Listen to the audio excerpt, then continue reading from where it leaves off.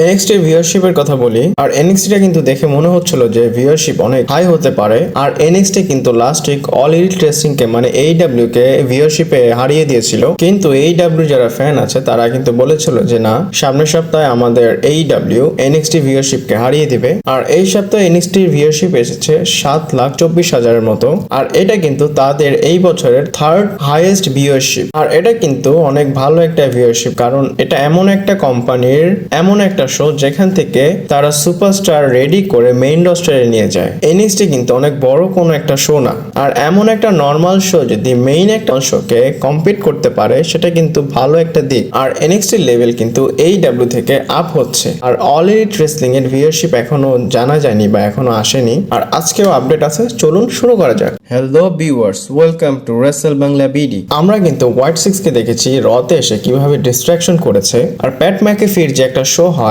যেখানে সে স্পোর্টস এর বিষয়ে কথা বলে, আই থিঙ্ক এনএফএল বা এনএসএল এর বিষয়ে কথা বলে, মানে এগুলো আমেরিকান স্পোর্টস, সেই সব নিয়েই প্যাট ম্যাকেফি কথা বলে। তো কি হয়েছে, পডকাস্ট চলাকালীন মাঝখানেই আঙ্কেল হাউডি যে থিম মানে সাউন্ড সেটা কিন্তু শোনা যাচ্ছিল, আর হুট করে লাইট অফ হয়ে যায়।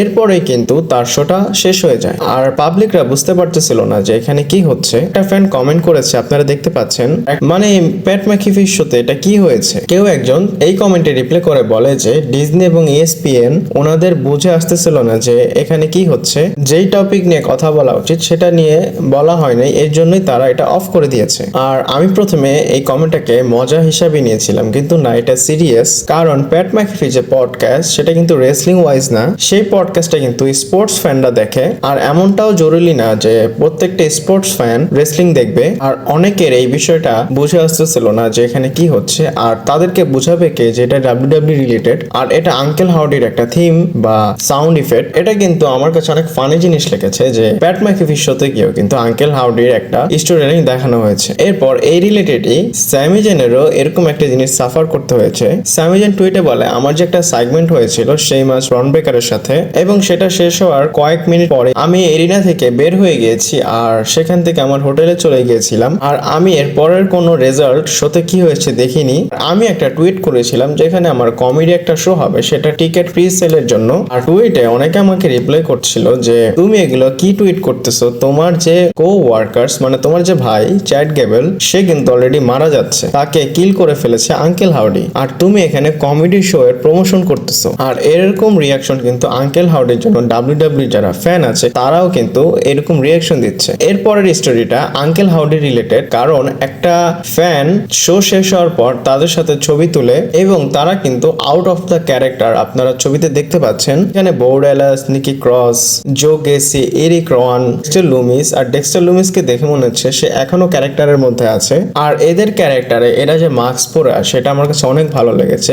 আর তাদেরকে এইভাবে দেখে কেউ বলতেই পারবে না যে এরা আঙ্কেল হাউডির ফ্যাকশনে আছে। তাদের কি মতামত এই ছবিটার আমাকে কমেন্ট করে জানান। এরপর জন সিনার বিষয়ে একটা আপডেট দেই। জন সিনা একটা ইন্টারভিউতে বলেছে যে ওনার যে ডাব্লিউডাব্লিউ জার্নি সেটা শেষ হতে যাচ্ছে, এবং তার যে ডাব্লিউডাব্লিউ ক্যারিয়ার সেটা অলরেডি সূর্যের মতো ডুবে যাচ্ছে। আর এটা শোনার পর অনেক ফ্যানরা অনেক ডিমান্ড করতেছে যে না, সে আরো কিছু সময় ডাব্লিউডাব্লিউ তে থাকুক, তার চ্যাপ্টারটা এখন শেষ না হোক। আর এটা অনেক অবভিয়াস, কারণ আমাদের সবার ছোটবেলায় কিন্তু জন সিনাকে দেখে আমরা ডাব্লিউডাব্লিউ দেখতাম। যারা আমার এই ভিডিওটা দেখতেছে তারাও কিন্তু জন সিনার সাথে তাদের চাইল্ডহুডটা রিলেট করতে পারবেন। আর আপাতত কিন্তু জন সিনা ডাব্লিউডাব্লিউ তে নাই। সে লাস্ট ম্যাচ কিন্তু আর-ট্রুথ এবং মিজের সাথে করেছিল, তারপরে সোলোসিকার সাথে করেছিল, প্লাস অস্টিন থিওরির সাথেও করেছিল। আর রেসেলমেনিয়াতে আমরা দেখেছিলাম জন সিনা কিন্তু নেক্সট 2টা বছরের মধ্যে রিটায়ার হয়ে যাবে। এরপরের স্টোরিটা আমি জো হেনরির বিষয় আপনাদের বলেছিলাম, ওনার যে ভিডিও ক্লিপটা সেটা কিন্তু মোস্ট ভিউর মধ্যে আছে।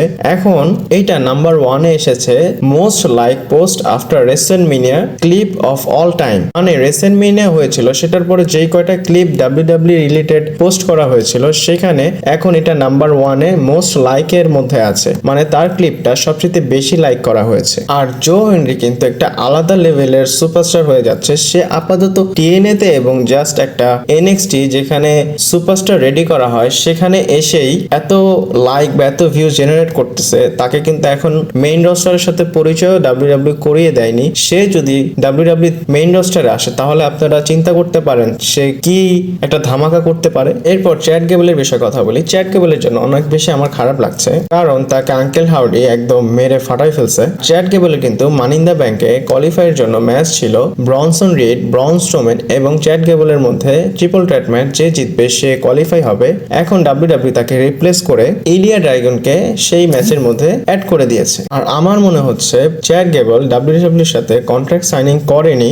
যদি ডাব্লিউডাব্লিউর সাথে কন্ট্রাক্ট সাইনিং করতো তাহলে কিন্তু এমনটা হতো না, কারণ ফ্যানরা কিন্তু তার প্রতি ভালো ইন্টারেস্ট দেখাচ্ছে। আর ব্রন স্ট্রোম্যান, ইলিয়া ড্রাগন এবং ব্রনসন রিড একটা ম্যাচে নেক্সট উইকে যে কত ভালো একটা ম্যাচ দিবে সেটা কিন্তু আমরা এক্সপেক্ট করতে পারি।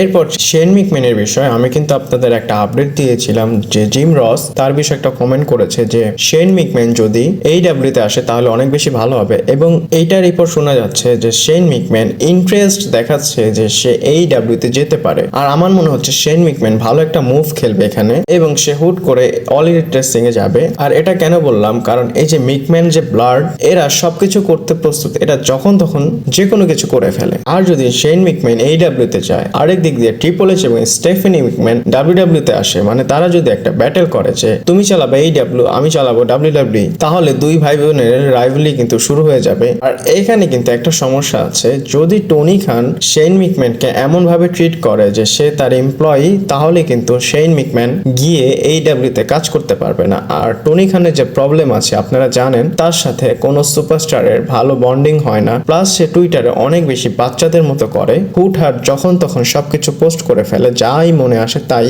আরেক দিক দিয়ে শেন মিকম্যান কিন্তু টনি খানের কম্পিটিটরের ছেলে, সে হয়তো তার পাওয়ার খাটাতে যাবে শেন মিকম্যানের উপর। শেন মিকম্যান যদি সেই কোম্পানিতে যায়, মানে হেল্প করার জন্যই যাবে, হয়তো বেশি দিন সে সেখানে টিকতে পারবে না। দাদার এতে মতামত কি আমাকে কমেন্ট করে জানান। আমার ভিডিওটা ভালো লাগলে লাইক, কমেন্ট, শেয়ার, সাবস্ক্রাইব করে পাশে থাকবেন। পরবর্তী ভিডিওতে আবার দেখা হচ্ছে।